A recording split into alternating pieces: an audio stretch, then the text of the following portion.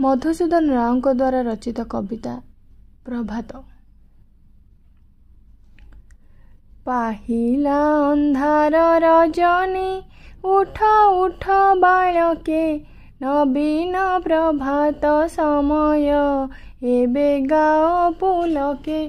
दश दिग देख उज्ज्वल पाई रवि किरण, फूल फुटिअछि कानने धीरे बहे पवन।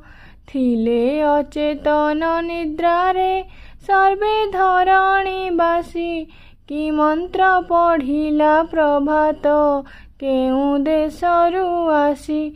नव प्राण लभि क्षणके जागी उठिले सर्वे, आकाश पृथ्वी पूरिला महा आनंद रवे।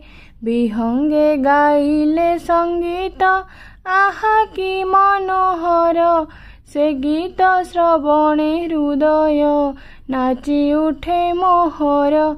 विहंग संगते बालके गाओ आनंद मने, हृदय सुमरी जगत पिता सृष्टि कारणे।